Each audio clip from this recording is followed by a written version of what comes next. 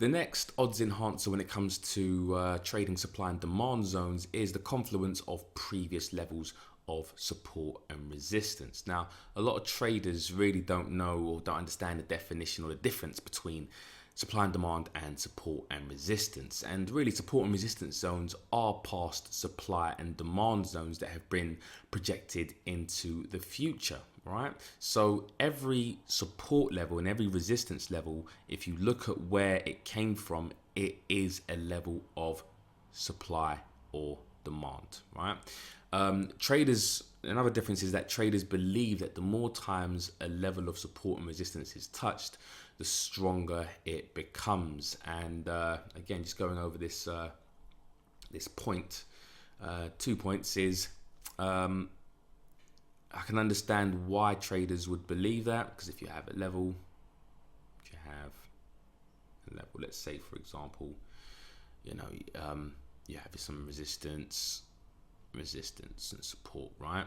So the idea stands that it's touched once, twice, 3 times, price just can't break through, right? Every time prices have tried to break through, it hasn't broken through, and vice versa for a level of support, right? Which I understand why. But from a market state point of view and price discovery point of view, if the more times a level is touched, the stronger it becomes, then the market would be in a range forever and a day, because it would be getting stronger and stronger each time it is touched. So prices need to range to discover new price areas, both we know fundamentally and from a sentiment perspective. So it cannot be true. It cannot be true that the stronger or the more times a level is touched, the stronger it becomes. And also from a value perspective, let's say for example we have a level that's been touched several times, right? Around here. Now,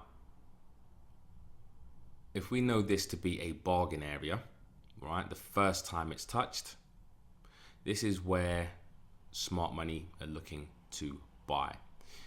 Second time, again, potentially, this is where smart money are looking to buy. Now, when prices are traded a third time around here, a lot of other traders, retail traders, and are looking to really eyeball this level, and possibly on the second time as well, but definitely on the third time, traders are looking to say, all right, then, well, this level is hold. But from a value perspective, you've got a bargain here, you've got a potential bargain here, but now prices down here, third time, are really kind of just normal for traders. It's not as valuable as it was when you were getting in really early. Now this becomes common, this becomes regular, usual, and so the more times this level or this price level is really touched, it's not special anymore. And really what you'd probably see is something like this before prices end up going higher. And this is again where, if you understand, fundamentally you want to be a buyer of this currency pair, you're not worried about price, you're looking at anything as value, right? If you understand the value of what you're buying, this is just a cheaper area to look to buy. But going back to the point of the first touch of an area, brilliant value. Second, good value. Third, again, it becomes obvious to everyone else to buy, and this is why other traders, and really the traders that bought the first and potentially second time, are really not buying the third and the fourth and the fifth time. So going into a price chart, we get a level of supply here, right? We got hard in, hard out movement, and then we get a reaction, first reaction to this level, which is where we're looking to buy. Now, again, the more times it's touched is the more times it becomes weaker, as we know, right? Now, other traders would consider this a level of resistance, right? So the more times it's touched, level of resistance, and you can see really the concept, like I was saying, that every support and resistance level starts off as a level of supply and demand, right? Again, if you go back through your charts, you'll be able to see exactly what I'm talking about. So this level of supply turns into a level of resistance, right? So we've got a level of resistance here, and then we know that this is probably the absolute, high of a potential range. If we're looking at the high to the potential low, again, we get a reaction here, we get reactions here, right?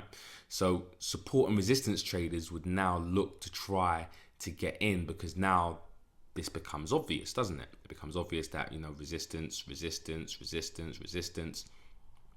And like I said, resistance traders are looking to trade that level. And as soon as they try to trade that level, and we know that obviously the more times it's touched is the less appealing it becomes. You get basically a spike through, level comes back, and we get a move higher. Now, this level of potential resistance and used up supply to support and resistance traders becomes now support, right? So this is a zone where they're looking for support if prices ever do come back to this level, right? So let's have a look, and prices do come down to this level, and this is where traders who trade support and resistance would be looking to buy at potential support. So this level of supply has been projected into the future as support, right? And demand. Now, from a supply and demand perspective, and also an order flow and order, looking at the traders who are looking to actually get in, let's analyze what is happening here. So first of all, we've got a level of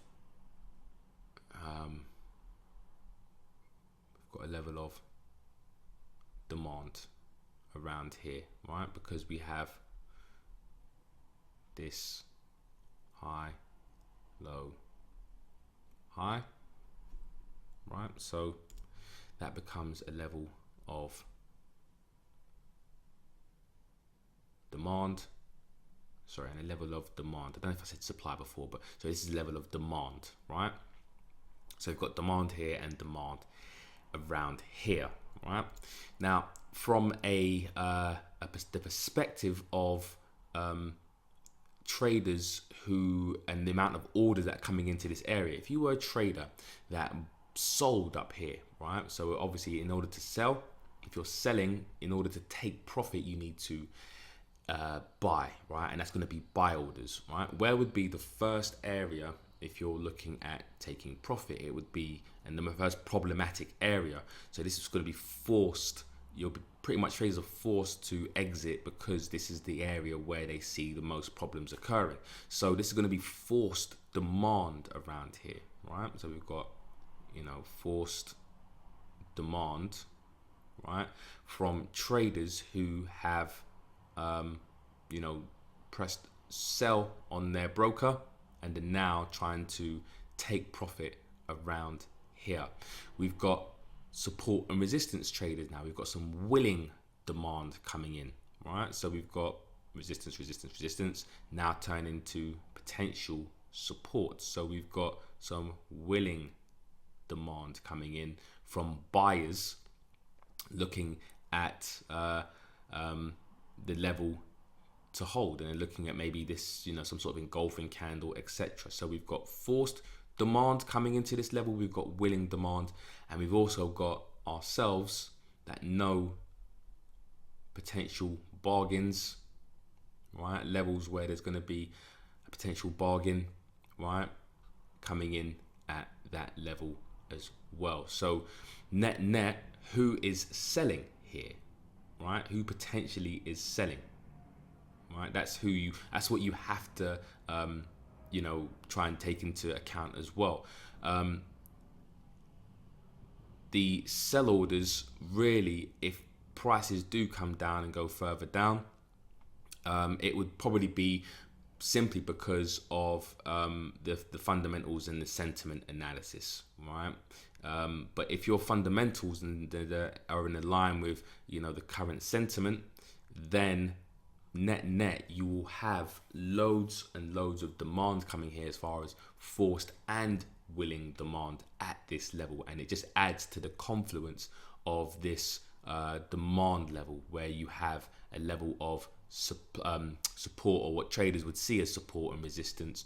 We need all the help we can get when it comes to this level reacting, right? So this level of support and resistance, we've got willing demand, we've got forced demand from traders, forced to take profit, and then we've got ourselves who are looking to enter at this level of value.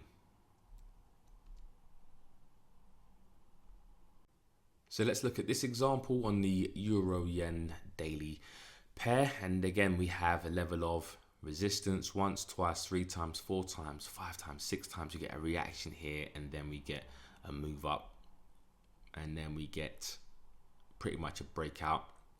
Now we know that obviously this level of demand in conjunction with a potential level of resistance, or what traders would call resistance, because this has been touched several times in the past, is really one of is the confluence that we need at this area. So this is where we'd be looking to buy.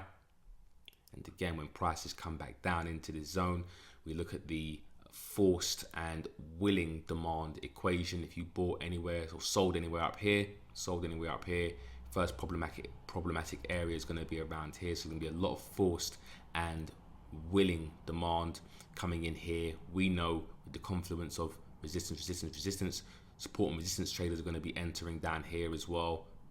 Supply and demand traders like ourselves are looking to enter around here, and we get our move higher.